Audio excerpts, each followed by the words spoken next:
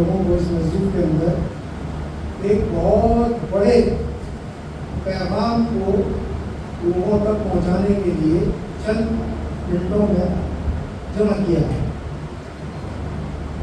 اذان کا مقابلہ ابھی چند دن پہلے ہی پرسوں شاید قاری صاحب نے مجھے بتایا تھا کہ پروگرام رکھا ہوا ہے بچوں کا، آپ تشریف لائیں، اور مجھے نہیں معلوم تھا کہ مجھے بھی کچھ لفظ شاید کرنی پڑے گی۔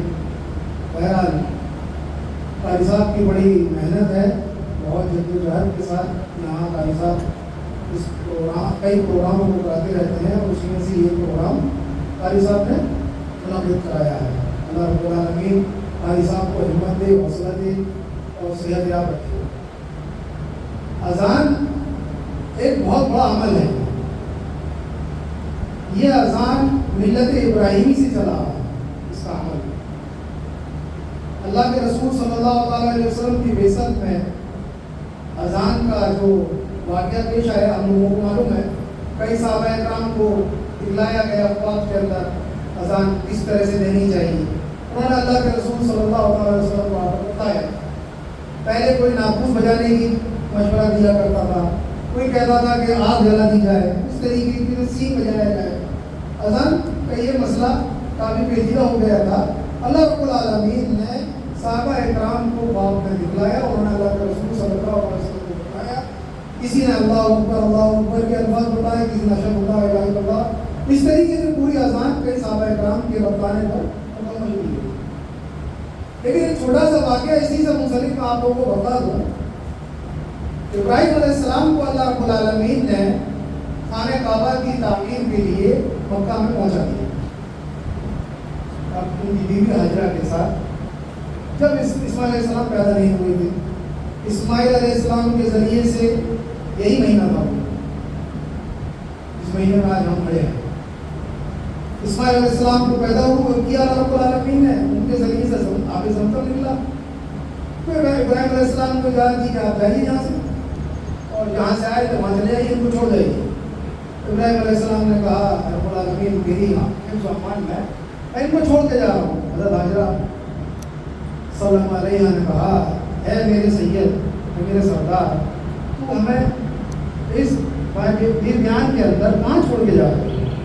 کیونکہ اللہ کا ایسے ہی حکم ہے، اس کی یہی اجازت ہے۔ چلے گئے، لوٹ کر پھر آئے صاحبوں کے پاس، دیکھا ایک وہاں پر چند لوگوں کا مجمع بن چکا۔ پھر اللہ رب العالمین نے کہا کہ ابراہیم یہاں پر تم میرا گھر بناؤ۔ بس ابراہیم علیہ السلام نے گھر بنانا شروع کر دیا، اسماعیل علیہ السلام کو ساتھ میں لے کر گھر بن گیا۔ اللہ رب العالمین سے ابراہیم علیہ السلام نے کہا اے رب العالمین گھر تو بن گیا، یہاں لوگ آئیں گے کہاں سے؟ قرآن مجید کے اندر اس کا واقعہ بڑی تفصیل کے ساتھ ہے۔ تو اللہ رب العالمین نے کہا یاتون علی ظاہر من کل فج عمیق، لوگ بس ابراہیم کو اذان دے، تو پکار اللہ اکبر۔ یاتون علی ظامر، ظامر کہتے ہیں ایسے جانور کو جو بالکل لاغر ہو جائے۔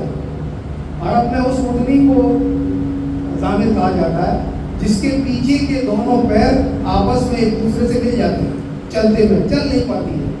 یاتون علی ظامر من کل فج عمیق، دنیا کے ہر کونے سے لوگ یہاں پہنچیں گے، چاہے ان کو اپنے لاغر جانور پر ہی سوار ہو کے کیوں آنا۔ تو یہ اذان جو ہے بہت اہمیت کی حامل کا بہت اہمیت کا حامل ایک عمل ہے، اور ہم لوگ اس کو کوئی چھوٹا عمل نہیں سمجھیں۔ قاری صاحب نے جو اس کے اندر سبقت کی ہے، اس سے شوق پیدا ہو، ولولہ پیدا ہو۔ اللہ رب العالمین اذان دینے والے سے بہت خوش ہوتا ہے۔ صحابہ اکرام آپس میں ایک دوسرے سے جو ہے مسابقہ کرتے تھے کہ پہلے کون اذان دے گا۔ مسجد میں کھڑے ہو جاتے تھے لائن لگا کر، اور جس کا نمبر پہلے ہوتا تھا، جو پہلے داخل ہوتا تھا، اسی کو موقع ملتا تھا۔ تو یہ اذان ایک بہت بڑا عمل ہے، بہت خوبصورت عمل ہے۔ لوگ غیر دین جو آپ کہہ لیجیے یورپ کے علاقوں کے اندر، میں نے الحمدللہ بتلا دوں، میں نے یورپ میں اذان دی، جرمنی کے اندر عشاء کی اذان دی میں نے، کوئی نہیں تھا۔ اذان کی وجہ سے 4-5 لوگ مسجد میں اکٹھے ہوئے، اور عشاء کی نماز پڑھیں گے. کافی دور سے چل کر آئے صرف مسجد ڈھونڈنے کے لیے. مسجد میں کوئی بھی نہیں تھا. امام صاحب اپنے وقت پر پہنچ گئے وہاں پر. اذان کی وجہ سے لوگ اکٹھا ہوئے. یہ ایک بہت بہترین عمل ہے اور اس کو ہمیں جو ہے اللہ کے للہیت کی خاطر اپنانا چاہیے اور اپنے بچوں کو اپنی نسلوں کو اذان کی بہترین تلاوت کے ساتھ اذان لینے کا شوق پیدا کرنا چاہیے.